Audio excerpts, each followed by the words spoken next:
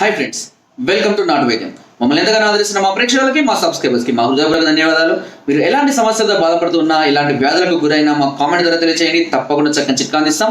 మీ సమస్య తీవ్రమైంది అయితే డాక్టర్ గారి కాంటాక్ట్ నెంబర్ 8328561975 లేదా 9703774744 కాల్ చేసి వారి యొక్క అమూల్యమైన సలహాలు, సూచనలు కూడా మీరు పొందవచ్చు.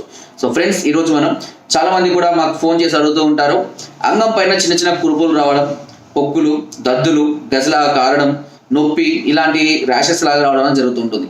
సో దీనికి ఏదైనా చక్కని పరిష్కారం చెప్పండి అని చాలా మంది అడుగుతుంటారు.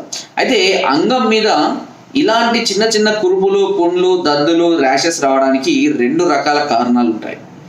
సో ఫస్ట్ కారణం వచ్చేసి దానికి అంటే అంగం పైన సరైనటువంటి శుభ్రత లేకపోవడం, అంటే హెయిర్ ఎక్కువగా పెంచుకోవడం, టైట్ లోదుస్తువులు అంటే టైట్ డ్రైయర్స్ ఉంటాయి కదా, అలాంటివి వేసుకోవడం, టైట్ జీన్స్ వేసుకోవడం, దీనివల్ల అంగానికి కావాల్సినటువంటి గాలి కానివ్వండి, అదేవిధంగా ఫ్రీనెస్ కానివ్వండి, పొడిదనం కానీ అక్కడ లేక తడి చేరి అక్కడ చిన్న చిన్న దద్దుల్లాగా, కురుపుల్లాగా, అంతేకాకుండా రెండు తొడల మధ్య రాసుకుపోవడం వల్ల ఈ వేడి వల్ల కూడా అంగానికి చిన్న చిన్న కురుపులు, దద్దులు రావడం, సరిగా శుభ్రం చేసుకోకపోవడం, రెగ్యులర్గా 2 సార్లు గంట స్నానం చేయకపోవడం, ఇలాగే రెగ్యులర్గా డ్రెస్సెసింగ్ అంటే టైర్ డ్రెస్సింగ్ ఇలాంటివి వేసుకోవడం వల్ల కొద్దిగా పెరిగి ఇంకా పుల్లలాగా మారే అవకాశం కూడా ఉంటుంది. దీనివల్ల చాలా నొప్పి, దురద, నడవాలన్నా నొప్పిగా, మంటగా కూడా ఉంటుంది. సో అది ఒక పాయింట్. ఈ విధంగా కూడా వచ్చింది. రెండోది వచ్చేసి అంటే మీరు చిన్న వయసులో కానీ పెద్ద వయసు ఉన్న స్త్రీలతో సంబంధం పెట్టుకోవడం వల్ల కానివ్వండి, లేదంటే మీ భార్యతో ఆమెకు హెల్త్ బాగాలేనప్పుడు కానివ్వండి, పీరియడ్స్ టైంలో కానివ్వండి, వైట్ అండ్ రెడ్ డిశ్చార్జ్ అవుతున్న సందర్భాల్లో కానివ్వండి, కలిసిన సందర్భాల్లో ఎక్కువ మంది స్త్రీలతో కలవడం వల్ల సుఖ వ్యాధులు అంటారు. ఇలాంటి సందర్భాల్లో కూడా ఇవి వచ్చే అవకాశం ఉంటుంది. సో మీకు ఇంతకు ముందు కానివ్వండి 2 నెలలు, 3 నెలలు, 4 నెలల క్రితం కనుక ఎక్కువ మంది స్త్రీలతో కలిసే అలవాటు, లేదంటే ఎక్కువ మంది పురుషులతో కలిసే స్త్రీలతో కలిసినా సరే, అంటే ఏదైనా డిసీజెస్ ఉన్న స్త్రీలతో కలిసినా సరే, మీకన్నా వయసు ఎక్కువగా ఉన్న స్త్రీలతో కలిసినా సరే, వాళ్ళకి ఏదైనా డిసీజెస్ ఉన్నా వాళ్ళ ద్వారా మీకు సుఖ వ్యాధులు వచ్చే అవకాశం ఉంటుంది. సో ఇవి గనేరియా, సిఫిలిస్ లాంటి వాటికి దారి తీసే అవకాశం ఉంటుంది. వీటిని అంటు వ్యాధులు, ముట్టు వ్యాధులు అని కూడా అంటారు. ఇలాంటి సందర్భాల్లో ఖచ్చితంగా ట్రీట్మెంట్ అవసరం ఉంటుంది. ఎందుకు అనంటే ఇది ఒక చిన్న కురుపులాగా, దద్దులాగా, పుండులాగా స్టార్ట్ అయ్యి అంగం మొత్తం అంతా కూడా తినివేయడం జరుగుతుంటుంది. మీరు యూట్యూబ్లో కూడా గనేరియా అని కానీ, ఇమేజ్లకు ఉన్నాయి గనేరియా లాంటి, సిఫిలిస్ లాంటి అని కొట్టినా కూడా అది ఎలా అవుతుంది అనేది కూడా మీకు ఒక అవగాహన ఉంటుంది. మీరు ఇలాంటి సిచ్యువేషన్ కనుక ఎదుర్కొంటూ ఉన్నట్లయితే వెంటనే ట్రీట్మెంట్ అనేది తీసుకోవాల్సి ఉంటుంది. సో ఫస్ట్ దీనికి వచ్చేసి సిఫిలిస్, గనేరియా టెస్ట్ ఉంటుంది, డయాగ్నోసిస్ సెంటర్లో చేస్తారు, ఆ టెస్ట్ చేయించుకోవాలి. అదే విధంగా మామూలుగా బ్లడ్ ఇన్ఫెక్షన్ సంబంధించినటువంటి వైరల్ టెస్ట్ ఉంటుంది, ఆ వైరల్ టెస్ట్ కూడా చేయించుకోవాలి. ఆ వైరల్ టెస్ట్ లో కూడా ఒకవేళ పాజిటివా, నెగిటివా, ఒకవేళ పాజిటివ్ వచ్చింది అనుకోండి, ఒకవేళ అప్పుడు దెన్ మనము సిఫిలిస్, గనేరియా సైడ్కి వెళ్ళాల్సి ఉంటుంది. సో సిఫిలిస్, గనేరియా టెస్ట్లు కూడా చేయించుకోవాలి. అవి కూడా ఒకవేళ పాజిటివ్ ఉంది, ఇన్ఫెక్షన్ ఉంది అని అనుకుంటే తప్పకుండా ట్రీట్మెంట్ తీసుకోవాల్సిందే.